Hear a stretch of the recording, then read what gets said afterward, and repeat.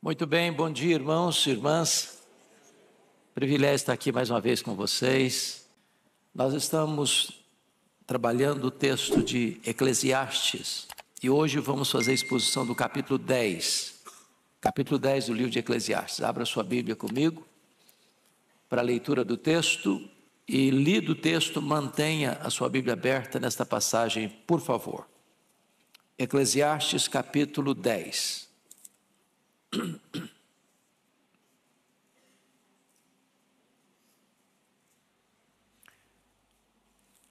Esse texto diz assim: qual a mosca morta faz o unguento do perfumador exalar mau cheiro, assim é para a sabedoria e a honra um pouco de estultícia. O coração do sábio se inclina para o lado direito, mas o do estulto para o da esquerda. Quando o tolo vai pelo caminho, falta-lhe o entendimento, e assim a todos mostra que é estulto. Levantando-se contra ti a indignação do governador, não deixes o teu lugar, porque o ânimo sereno acalma grandes ofensas.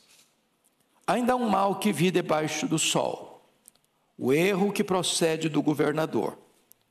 O tolo posto em grandes alturas, mas os ricos assentados em lugar baixo. Vi servos a cavalo e príncipes andando a pé, como servos sobre a terra.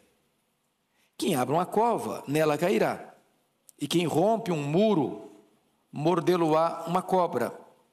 Quem arranca pedras será maltratado por elas, e o que racha lenha expõe-se ao perigo. Se o ferro está embotado e não se lhe afia o corte, é preciso redobrar a força, mas a sabedoria resolve com bom êxito. Se a cobra morder antes de estar encantada, não há vantagem no encantador. Nas palavras do sábio, há favor, mas ao tolo os seus lábios devoram. As primeiras palavras da boca do tolo são estultícia, e as últimas, loucura perversa. O estulto multiplica as palavras, e ainda que o homem não sabe o que sucederá, a quem lhe manifestará o que está depois dele? O trabalho do tolo fatiga, pois nem sabe ir à cidade.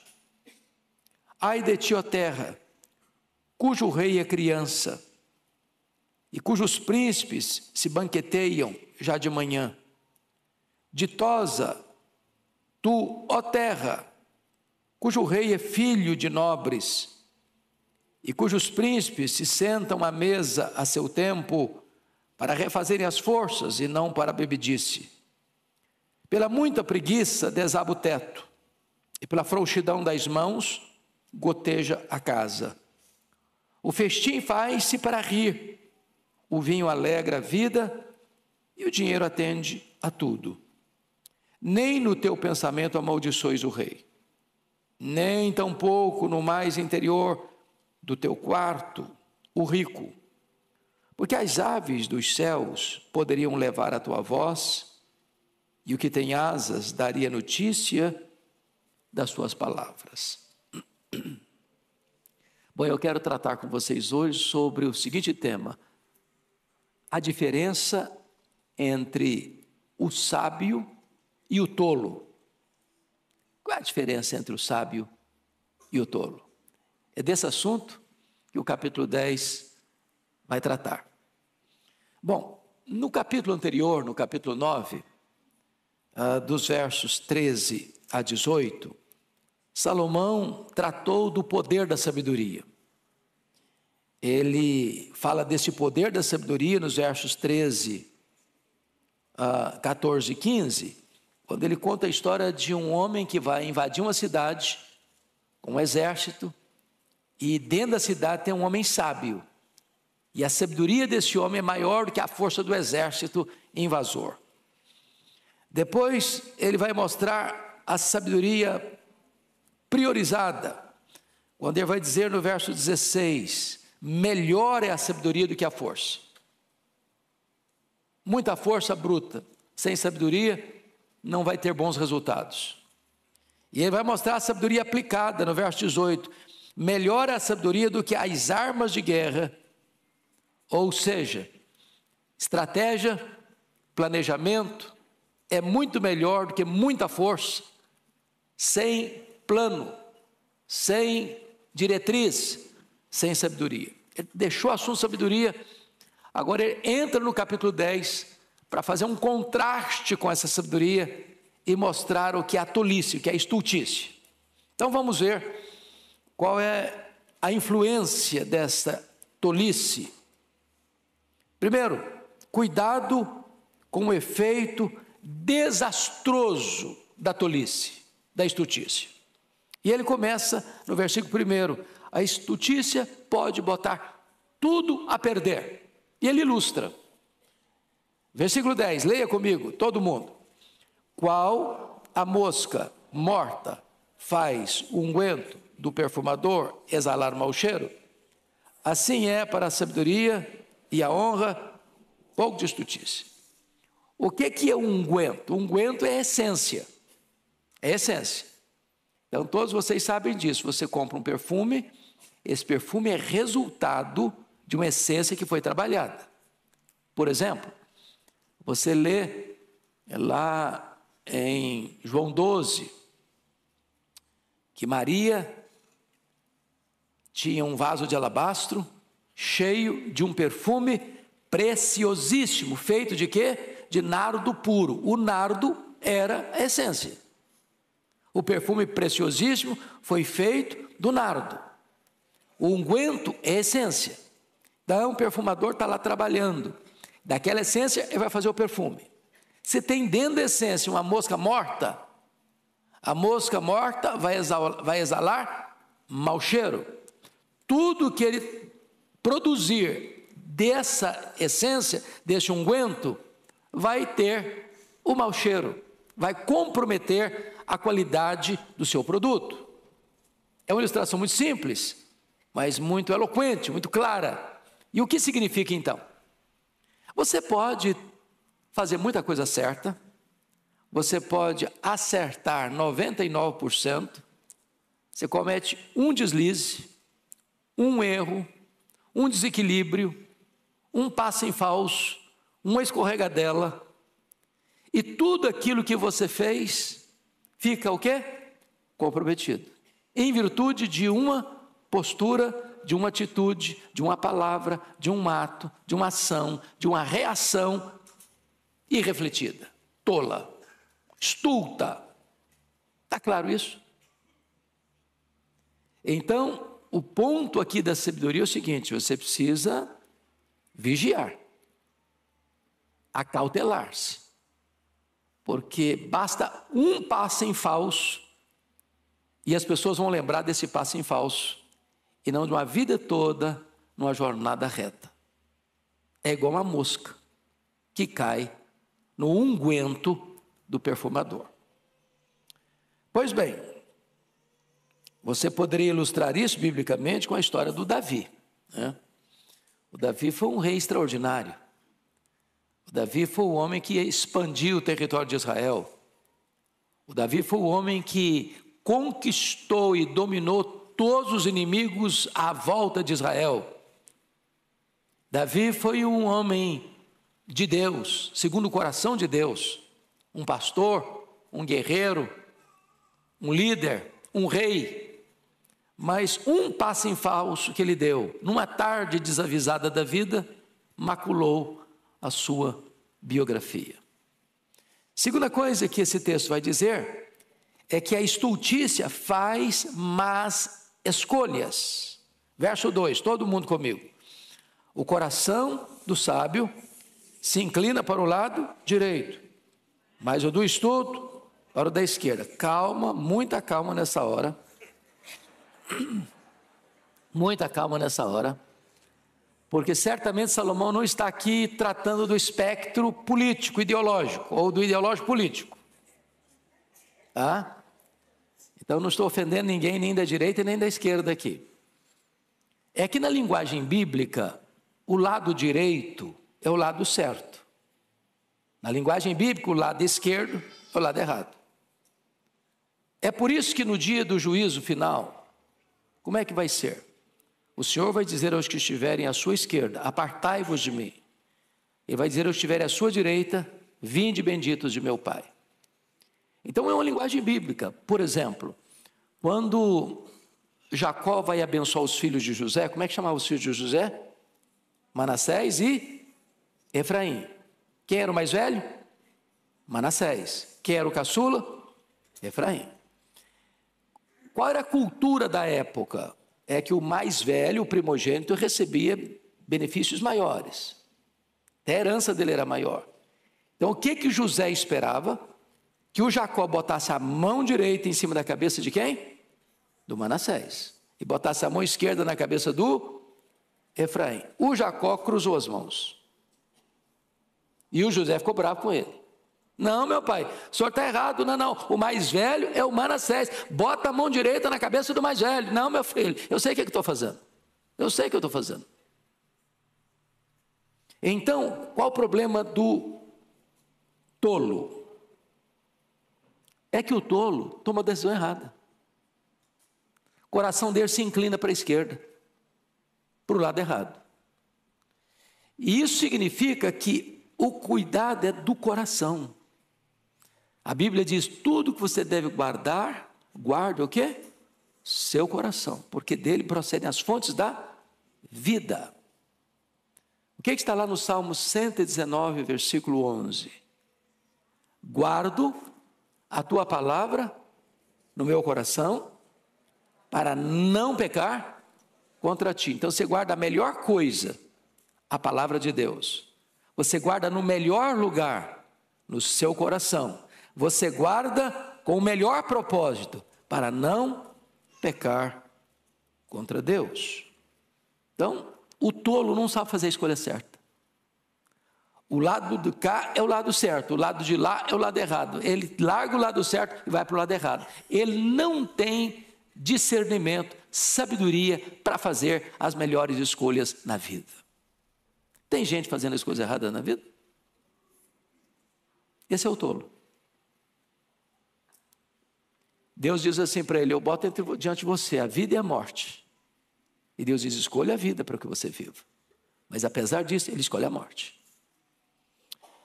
Terceiro lugar, a estultícia ou a tolice é espalhafatosa. Leia o verso 3 comigo, por gentileza. Vamos todos. Quando o tolo vai pelo caminho, falta-lhe o entendimento, e assim a todos mostra que é estulto. Em outras palavras, o tolo é tagarela. Todo mundo fica sabendo que ele é tolo, porque não consegue ficar calado. A Bíblia diz que até o tolo, quando se cala, é tido por sábio. Mas quando a pessoa fala, sem parar, ela não consegue ficar calada. Quanto mais ela fala, mais ela erra, mais todo mundo fica sabendo que ela é tola mesmo. Por isso que a Bíblia diz assim: todo homem seja pronto para ouvir, tardio para falar, e tardio para irar também. Então, a loquacidade do tolo potencializa a sua tolice. Porque ele não consegue ficar calado. Ele não consegue. Então, esse é o primeiro ponto. Cuidado com o efeito desastroso da tolice. Vamos ao segundo ponto. Cuidado com um governo insensato.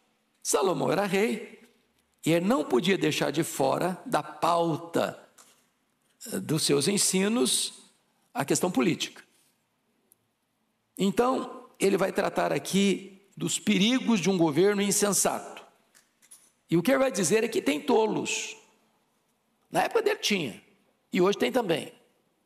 Tem gente tola no palácio, no parlamento, nas cortes, na indústria, no comércio, até na igreja e também na família. Ou seja, tem gente tola em todos os setores da sociedade. Mas agora ele vai descrever o perigo que é ter um tolo governando. Um tolo governando. Então, quais são os cuidados que você precisa ter com o governo tolo? Primeiro, reaja transcendentalmente à perseguição. Porque os governos tolos perseguem. Os governos tolos não aceitam o contraditório. Os governos tolos oprimem quem discorda deles. O governo tolo vai sempre ter o chamado caça às bruxas, porque não suporta oposição. Então, vamos ler o verso 4, todos juntos comigo, por favor. Verso 4. Levantando-se contra ti a indignação do governador, não deixes o teu lugar, porque o ânimo sereno acalma grandes ofensas. O que ele está querendo dizer aqui é que você precisa reagir com sabedoria diante de uma perseguição de um governo tolo. Ele vai perseguir você. Se você fugir, você está dizendo, sou culpado. Ele vai atrás de você. Se você reagir, tentando medir forças, quebra de braço, a corda vai roer de que lado? Do lado mais fraco. Ele está com a máquina na mão, você não consegue resisti-lo. Qual é a postura? Ele diz, a postura é uma reação transcendental, mostrando o quê? Ânimo sereno, dando provas de que você é inocente. A resposta branda desvia o furor, mas a palavra dura suscita ira. É por isso que a Bíblia diz assim, é melhor o longânimo do que o herói de guerra. E o que domina o seu espírito é mais forte do que quem domina uma cidade. Então, controle emocional. Está faltando um pouco dos nossos políticos, controle emocional? Controle emocional. É isso que ele está dizendo. Isso levou um cidadão chamado Mark Twain a dizer o seguinte, suponho que você seja um idiota. Ele está brincando, viu gente? Ele está aqui um pouco apimentado. Mas escuta a frase dele. Suponho que você seja um idiota. E suponha que você seja membro do Congresso. Perdão, estou me repetindo. Bom, ele pegou pesado demais, né? Nós não concordamos com ele não, mas tudo bem. Ou seja, não meça forças, não fuja. Demonstre o quê? Serenidade. É assim que você lida com um governo tolo. Segundo, o mal de um governo tolo. Leia comigo versos 5 e 6. Toda a igreja comigo, vamos lá. Ainda há um mal que vi debaixo do sol, erro que procede do governador, o tolo posto em grandes alturas, mas os ricos assentados em lugares baixos. Então, um tolo governando e os sábios sendo governados. Não é uma inversão? O que é o normal? É que o sábio governe e os tolos sejam governados, até para ficarem sábios. Mas quando essa inversão na sociedade, e você põe um tolo no governo, que só um tolo só vai para o trono se os tolos botarem no lá. Já escutou aquela frase que cada povo tem o governo que merece? É isso que Salomão está dizendo. Como é que um tolo chega no governo, no poder? Que os tolos botaram ele lá, abriram o caminho para ele. Então, quando as pessoas erradas conquistam o poder, tudo é virado de ponta cabeça. Há uma inversão de valores. E o melhor exemplo disso é o filho do Salomão. Salomão foi um rei sábio, mas e o filho dele? o Roboão. Lembram disso? Quando Salomão morreu, o filho que assumiu o trono era Roboão. E aqui, vamos parar um pouquinho aqui para dar essa nota de rodapé. Gente, não tem luxo sem que alguém pague a conta. Não tem almoço grátis. Se tem alguém comendo de graça, alguém está pagando essa conta. Sim ou não? Sim. Como é que era a corte de Salomão? Era muito luxo, era muita pompa. Era muita gente comendo na mesa real todo dia. O que Salomão fez? Ele dividiu todo o território dele em 12 províncias, e cada província dessa tinha que abastecer a mesa real. Você vai abastecer esse mês, você aquele mês. Todo mês tinha um grupo da nação trabalhando para sustentar a mesa real. Era muita carne, era muita bebida, era muito isso, era muito aquilo, era muita pompa, era muito luxo, era muita fartura, era muita gastança. Quem está pagando a conta? O povo. O governo precisa arrecadar mais, mais imposto, mais tributo, mais isso, mais aquilo. Quem está pagando a conta? O povo. Tem outra fonte para tirar? Não tem, é do povo, é do bolso do povo. Então, quanto mais o governo quer, mais pobre fica o povo, mais oprimido fica o povo, porque está tirando de uma única fonte, que é do povo. Pronto. Salomão morreu, o povo aproveitou, falou: agora é hora de fazer a reivindicação. Agora nós vamos pedir para mudar as regras, porque desse jeito não dá mais. Aí quando chegaram para o Roboão, falou: Roboão, você alivia aí, meu filho, porque nós não aguentamos mais pagar tanto imposto. O Roboão, insensatamente, não escutou o conselho dos maduros na experiência, os idosos, e foi atender um conselho mais insensato do que ele estava vivendo já, dos jovens da época. Não, o povo só obedece debaixo do cabresto. Tacão, bota a mão mais pesada ainda em cima desse povo, só assim que eles vão te obedecer. O que aconteceu? O reino dividiu. Tinham 12 tribos, 10 das 12 tribos seguiram a liderança de Jeroboão, e ele ficou só com 2 tribos, Judá e Benjamim. Então, um governante tolo, ele não só oprime o povo, ele divide o povo. Mas mais do que isso, um governo tolo, ele demonstra inversão de valores. Leia o verso 7 comigo, inversão de valores. Verso 7, todo mundo. Vi servos a cavalo e príncipes andando a pé, como servos sobre a terra. Andar a cavalo naquela época, gente, era andar de limusine presidencial.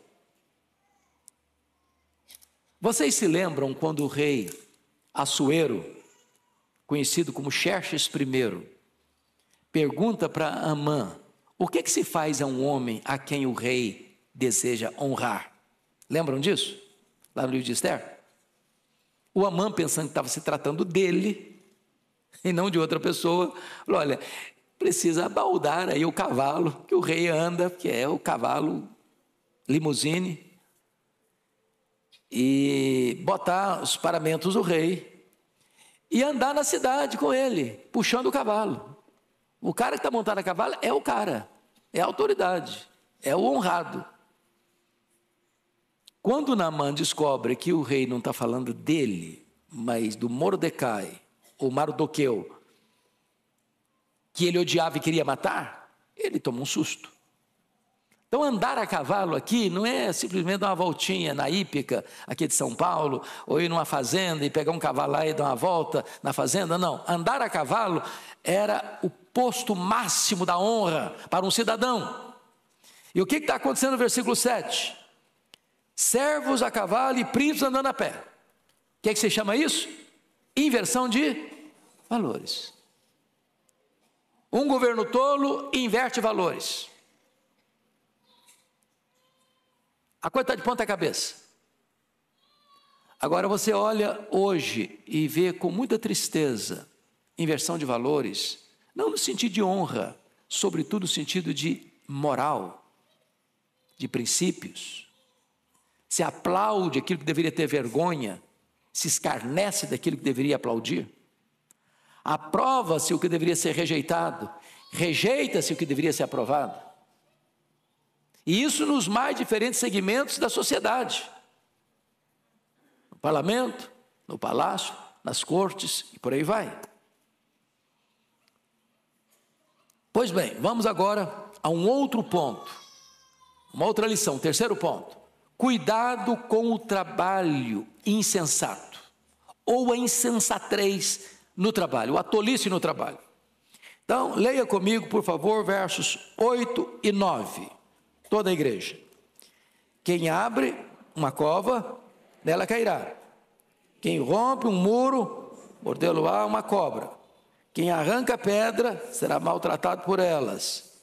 E o que racha lenha, expõe-se ao perigo. Então, vamos entender aqui algumas coisas. Primeiro, seja cauteloso com os riscos do trabalho.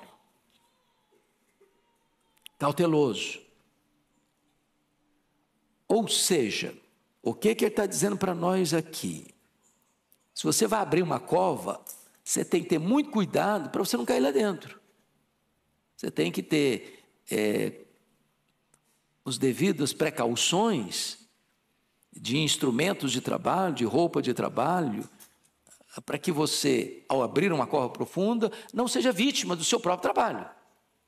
Aí ele usa outra expressão: quem rompe um muro, mordê-lo uma cobra. Ou seja, as cobras costumam ficar escondidas nas brechas dos muros. Então você não vai chegar assim de cara limpa de qualquer jeito, não. Você vai chegar com cautela. Você precisa saber que por trás daquele muro está sendo destruído para levantar outro, tem situações de perigo. E você seja precavido. Aí ele usou outra expressão: quem arranca pedra será maltratado. Você já foi numa pedreira? Eu sou lá do Espírito Santo, e lá você sabe que hoje é o maior produtor de rochas ornamentais do mundo, granito, muito granito.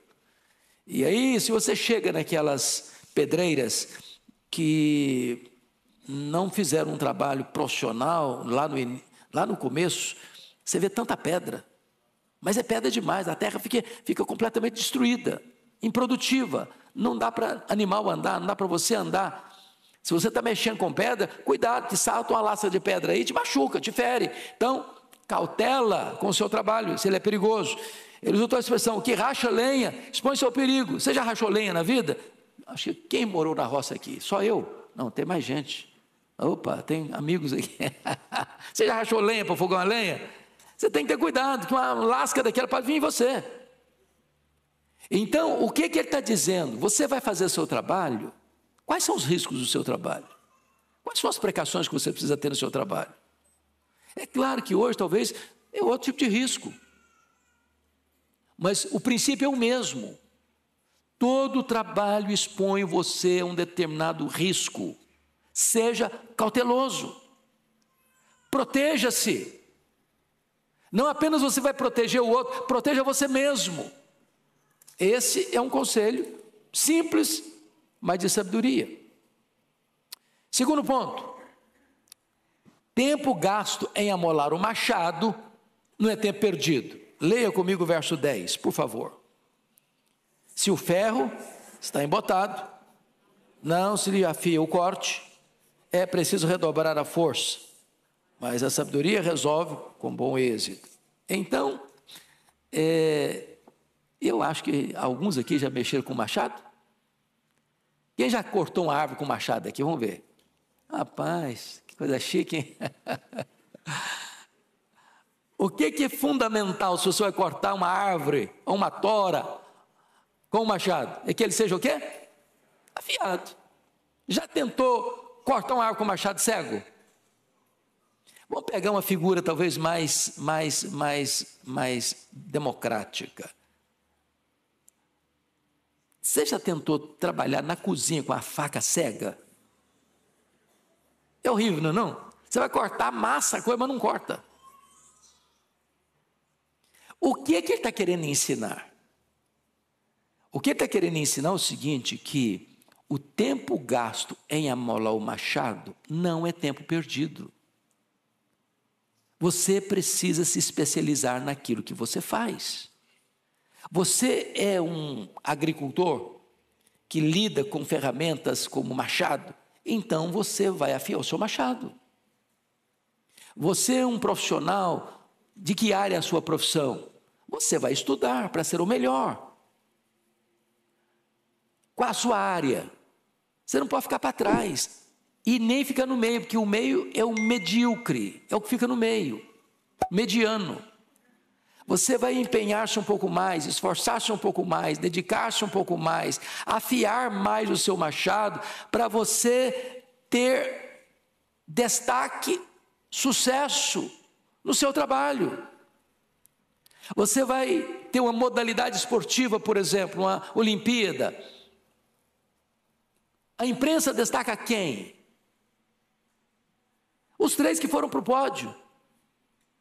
Tem 100 esportistas lá, na mesma modalidade. Quem que o mundo conhece? Quem subiu ao pódio. E qual a diferença de quem subiu ao pódio para quem não subiu? Às vezes um segundo. Às vezes um tempinho a margem de treino. Eu não sei quantos aqui foram da era Zico, no Rio de Janeiro. Bom, vou confessar, sou flamenguista, melhor time do Brasil, com respeito aos demais. Eu sou capixaba torce para o time do Rio. Então, vocês que são cabecinha branca, lembram do Zico, ele era chamado o Rei do Rio. E aí, bater falta para ele era um gol, quase garantido. E um dos colegas dele, um zagueiro chamado Moser, diz que quando todo mundo ia embora, o Zico ficava, sozinho no campo. Botava a barreira e batia a falta, e batia a falta, e batia a falta, e batia a falta, e batia a falta. Não errava, era muito raro ele errar uma. Mas para que ele fosse o homem excelente que foi no esporte, afiou o machado, afiou o machado, afiou o machado, afiou o machado. Isso em qualquer área da vida. Então eu quero aqui estimular você a se tornar um especialista. Agora vamos fazer aplicação espiritual. Você é crente? Afia o seu machado, varão. Não seja crente meia boca. Não esteja crente sem corte. Seja crente de verdade. É essa lição que o texto está querendo nos passar.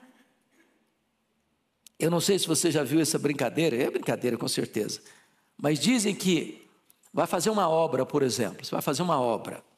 Qual a diferença entre um japonês e um português, um brasileiro? O japonês planeja 11 meses para executar num mês. O brasileiro planeja um mês para executar em 11 meses.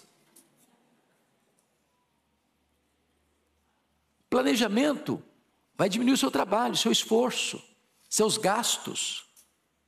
Afia o seu machado.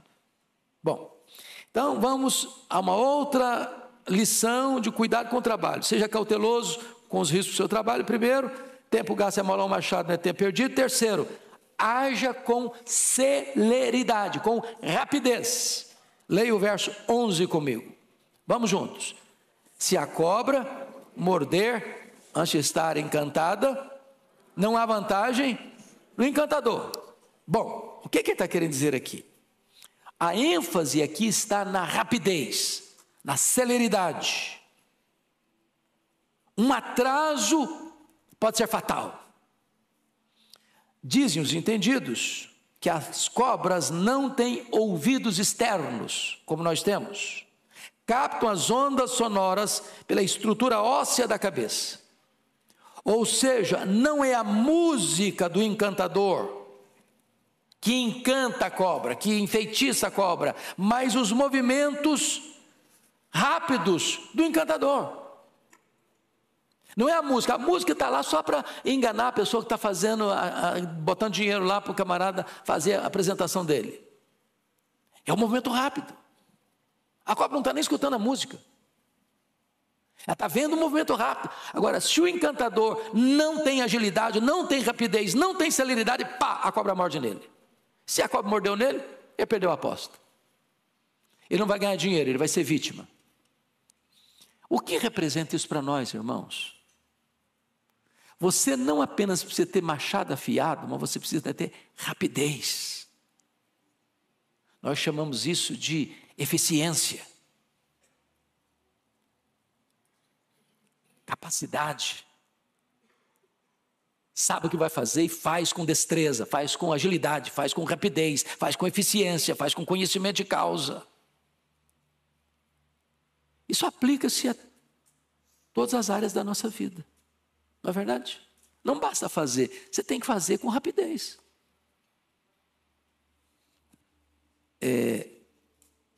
Os advogados aqui, tem prazo de entregar o negócio? Tem prazo? Como é que chamam isso? Vocês são advogados? Me fala aí. Se você não entrega no prazo? Prescreve. Perdeu. Não adiantou você fazer bem feito. Você tem que fazer bem feito no tempo certo, na hora certa. Se atrasar, vai tudo por água abaixo, compromete tudo. Vocês estão entendendo o que eu estou falando? Perguntei o Orival.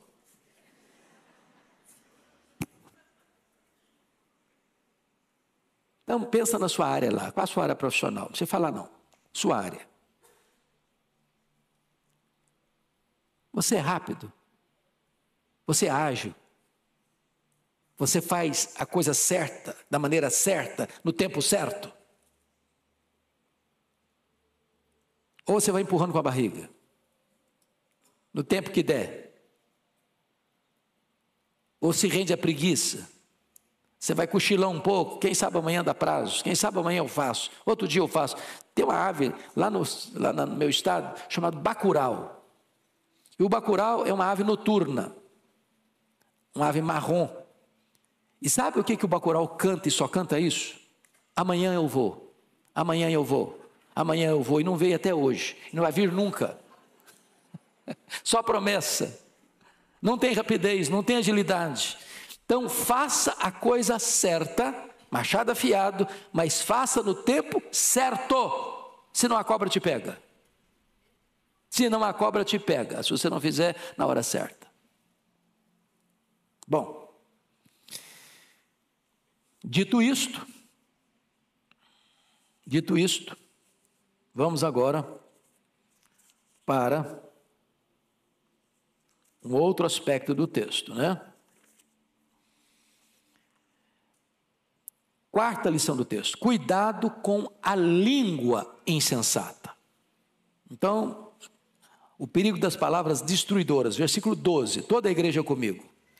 Nas palavras do sábio há favor, mas ao tolo seus lábios devoram. Quando o tolo fala, não tem favor, não tem edificação, não tem bênção, não tem instrução, não tem ajuda. Mas quando o tolo abre a boca, ele devassa tudo. Lá em Tiago, capítulo 3, diz que essa palavra do tolo é comparada com um fogo destruidor. É comparada como um incêndio. É comparado como um veneno de uma víbora. Aliás, dizem que o animal mais perigoso do mundo, o mais venenoso do mundo, é aquele animal que se esconde atrás da toca dos dentes. Indomável, venenoso, mortífero, a língua do tolo. É por isso que a Bíblia diz assim, lá em Provérbios 18, 21, a morte e a vida estão no poder da língua. Quem bem a utiliza, come do seu fruto. Segundo lugar, o perigo das palavras pervertidas. Versículo 13, leia comigo. As primeiras palavras da boca do tolo são estultícia, e as últimas, loucura perversa. Então, do começo ao fim, a boca do camarada é um problema. Tem gente que quando abre a boca, pode escrever, é problema. Ele chega e abre a boca, tem problema, tem confusão, tem briga, tem discórdia. Ele chega, ele transtorna o ambiente. Ele abre a boca, ele abre uma cova, uma sepultura. As pessoas são machucadas, são feridas, gera contenda, induz ao erro e mata. Mas, em terceiro lugar, Salomão fala do perigo das palavras descontroladas. Versículo 14, aliás, versículo 14. Leia comigo aí, por favor. O estulto multiplica as palavras, ainda que o homem não sabe o que sucederá. E quem lhe manifestará o que será depois dele? Meus irmãos, o tolo prova sua tolice porque não sabe ficar calado. Isso levou Platão, o pensador grego, a fazer a seguinte declaração: homens sábios falam porque têm algo a dizer. Homens tolos falam porque precisam dizer algo. Viu a diferença? O sábio tem algo a dizer, o tolo precisa dizer algo. Se esse algo tem relevância, se é bom, se é verdadeiro, se isso edifica alguma coisa, ele não está nem aí, ele tem que falar. Ele fala, não sabe o que fala e dá problema, fala e as consequências são danosas, mas ele fala e continua falando, e vai continuar falando mesmo. Ele não sabe ficar calado.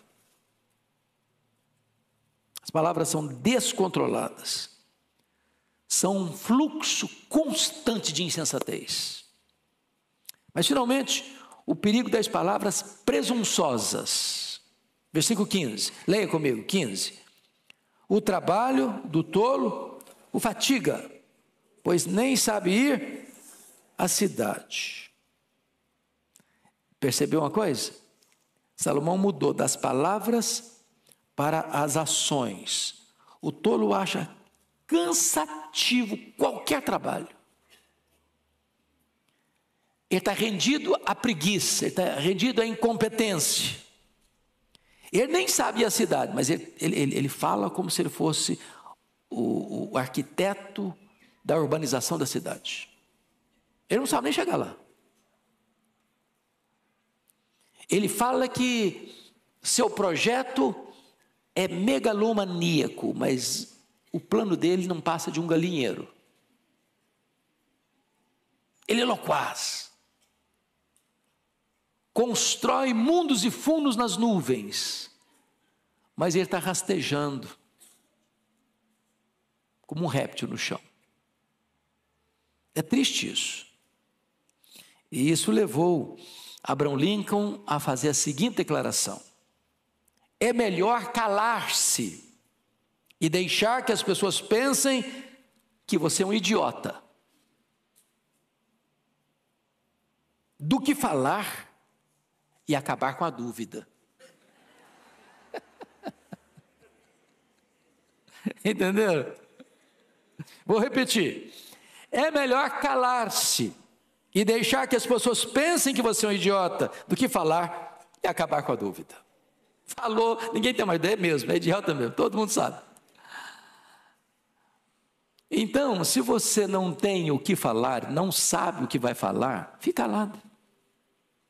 Você está numa reunião, todo mundo está emitindo uma opinião.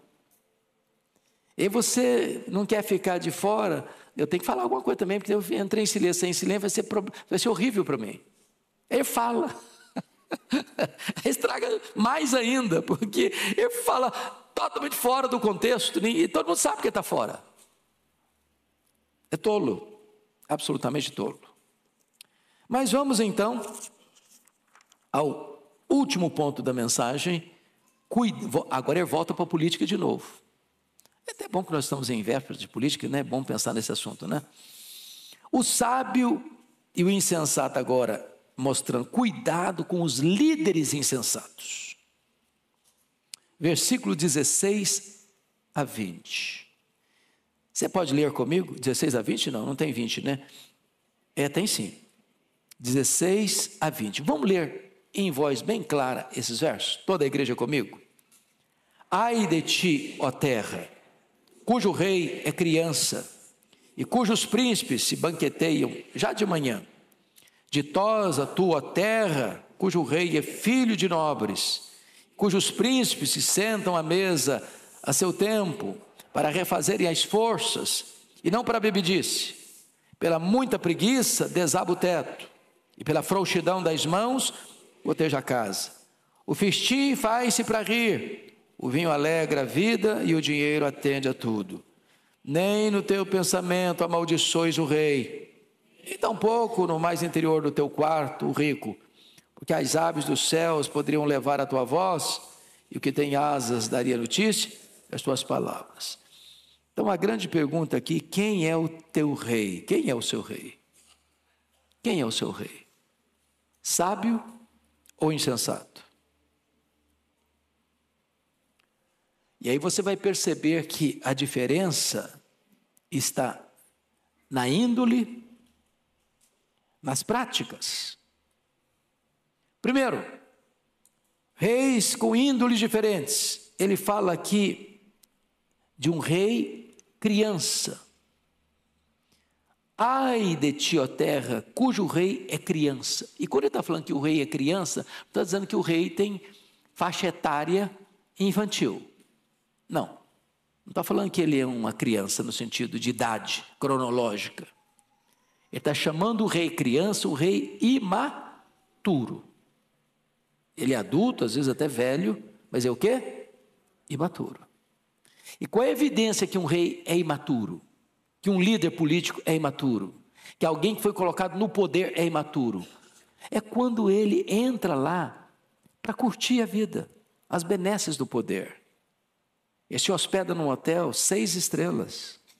Quem está pagando a conta dele? Quem ganha salário mínimo. Ele não se incomoda com isso. Ele faz viagens internacionais e leva uma grande comitiva. Para quê? Para oferir as benesses do poder.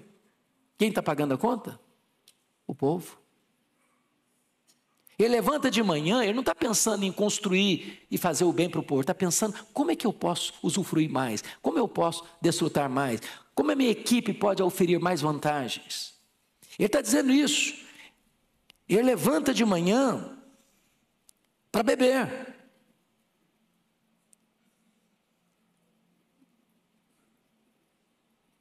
Banqueteiam já de manhã. Você já pensou o que é isso? O cara levanta de manhã já tomando umas e outras. Ele perdeu a lucidez para trabalhar o restante do dia. Qual é a diferença do rei sábio, que nomeia uma equipe sábia? Olha a resposta.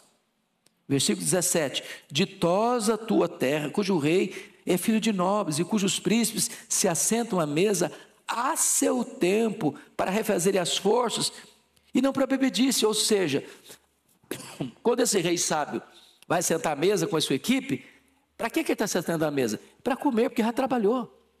Ele não come para trabalhar, ele trabalha e depois come, para refazer as forças, não para bebedice, refazer as forças para trabalhar mais, para servir mais. Ele não está lá para se beneficiar, para se lucupletar, para se abastecer, para se servir do povo. Ele está lá para servir o povo. Ô, gente, isso foi escrito há 3.000 anos. Há 3.000 anos. Se saísse estampado na Folha, no Estadão, ou nos telejornais, você pensava, está descrevendo a realidade de hoje. Pois bem, quais são os resultados do tolo e do sábio, do rei tolo e do rei sábio? O rei tolo, ele vai governar para a tragédia. A nação vai de água abaixo, a economia vai de água abaixo, as empresas vão de água abaixo, a população vai de água abaixo. Porque não dá para você tirar do cofre, e esse cofre não esvaziar. Só tem uma fonte para abastecer o cofre. É o povo, é o trabalhador. Diferente daquele que está lá, trabalhando, pensando no bem do povo, para o progresso do povo, para a prosperidade do povo, para o bem-estar do povo. Ele para comer, para reabastecer as forças, para renovar as forças, para continuar trabalhando mais. Essa é a ideia que ele está mostrando para nós aqui. Segundo ponto, não se renda à preguiça. Versos 18 e 19 diz: pela muita preguiça desaba o teto, e pela frouxidão das mãos goteja a casa. Do que ele está falando? Ele está usando um exemplo que qualquer pessoa sabe, né? Hoje em São Paulo, a maioria mora em apartamento, mas pensa numa cidade ou um lugar que é casa. Então, o que é uma goteira? Uma goteira, chove, pinga. Olha lá. Se você vai lá e não resolve o problema da goteira, ela vai continuar pingando mais. E o que vai acontecer? Ela vai apodrecer a estrutura de sustentação dos caibros. Daqui a pouquinho não tem uma goteira, tem um buraco. Daqui a pouquinho, se você não cuidar, por causa de preguiça, de falta de ação na hora certa, para resolver o problema, para contornar a situação, o teto desaba na sua cabeça. O que ele está ensinando para nós? Problema surgiu, problema precisa ser resolvido. Não adia solução. Não bota debaixo do tapete. Não empurra com a barriga. Seja ágil na solução do problema, na correção do problema. A ilustração dele é simplérrima. Qualquer pessoa sabe o que é uma goteira numa casa. E qualquer pessoa sabe que se um problema surgiu e você não resolvê-lo, você não enfrentá-lo, você não tomar medidas práticas, rápidas para solucionar, o problema só vai crescer, só vai crescer, só vai crescer, até acontecer uma tragédia. Bom, nós poderíamos exemplificar isso, por exemplo, nos rompimentos de barragens. Vocês sabem disso. Alertas foram feitas. Alertas foram feitos, cuidado, é problema, é perigo, precisa cuidar, não pode deixar de requentar. Até acontecer uma tragédia. Às vezes, numa barragem, uma pequena fenda, mas só está passando um pouquinho d'água, daqui a pouquinho rompe a barragem e pronto. Aí inunda todo mundo. Então, solução não se espera, se enfrenta a solução, para buscar a solução imediatamente. Isso é conselho de Salomão. O segundo conselho aí, versículo 19, o festim faz-se para rir, o vinho alegra a vida e o dinheiro atende a tudo. O que está acontecendo aqui? É aquela pessoa que acha que a vida é festa. Pessoa que acha que o vinho é para ser experimentado a toda hora, porque alegra a vida. E que tendo dinheiro, está tudo resolvido, pronto. Será que está mesmo? Então, vou dar um exemplo bíblico. Daniel capítulo 5. O rei é Belsazar. O império que ele domina é o maior do mundo, a Babilônia. E ele está numa festa. E ele tem convidados ilustres do império. E eles resolvem fazer algo que o que é comum já não satisfaz mais. Você sabia disso? O homem chega a um ponto em que aquilo que é normal, todo mundo está fazendo, para ele não satisfaz mais. Está com um copo de cristal. O copo de cristal não está com nada, eu quero um copo de ouro. Mas copo de ouro também não satisfaz, não. Eu quero um copo de ouro sagrado. Então manda trazer lá os vasos do templo de Salomão, que foram saqueados. Vamos beber neles. Vamos dar uma incrementada na nossa festa. E ele achava que estava tudo bem, porque dinheiro não está faltando. E naquela noite, foi a noite da sua morte, e a noite em que o grande império Medo-Persa toma a grande Babilônia. Tem muita gente que acha que porque tem dinheiro, porque tem vinho, porque tem festa, a crise nunca vai chegar. O problema nunca vai bater a sua porta. Ele acha que tem dinheiro e resolve tudo com dinheiro. E tem coisas que o dinheiro não resolve.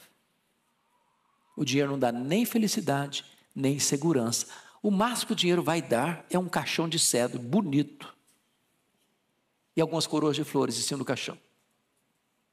E mais nada. Ele não consegue atravessar essa fronteira da morte com você. Mas finalmente, o último conselho de Salomão: não solte a sua língua. Versículo 20. nem no teu pensamento amaldiçoes o rei, nem tampouco no mais interior do teu quarto o rico, porque as aves dos céus poderiam levar a tua voz, que tem asas daria notícia das tuas palavras. O que ele está querendo dizer com isso? Você precisa ser prudente em seus comentários. Se Salomão falou isso há 3.000 anos, não tinha mídia social. Hoje acabou o quê? A privacidade. Não é verdade? Onde você está, alguém está te vendo. Alguém está te filmando. Alguém está te gravando. E o passarinho que vai levar essa notícia hoje tem nome, é Twitter. O símbolo do Twitter é um passarinho. Vai tweetar. E vai arrebentar com você. Prudência. Cautela. A minha mãe dizia que boca fechada não entra mosquito. Sabedoria popular.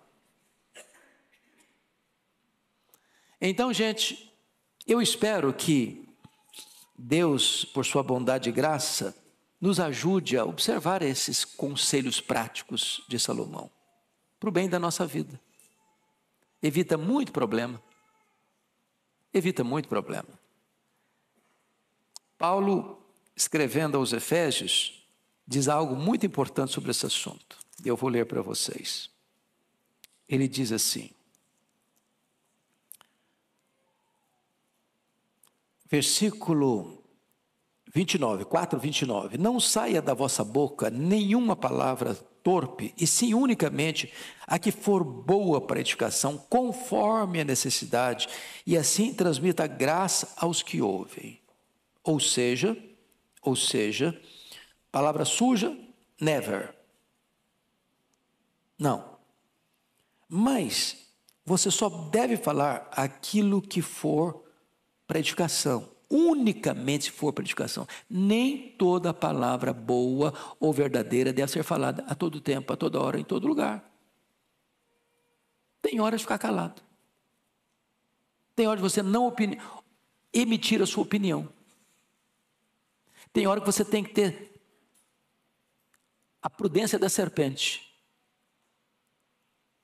mais do que a simplicidade da pomba. Tem que ser unicamente se for boa para a educação. Mas tem que ser conforme a necessidade. Tem hora que não tem necessidade. Então, bico calado. Tem que transmitir graça aos que ouvem. Então, Tiago diz que o homem que não tropeça no falar é um perfeito varão. Que Deus nos ajude a ter essa prudência. Vamos ficar em pé?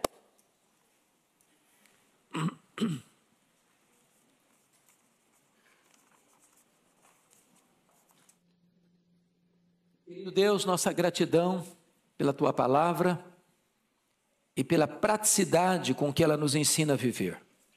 Ajuda-nos a colocar em prática estes princípios da Tua palavra. Em nome de Jesus. Amém.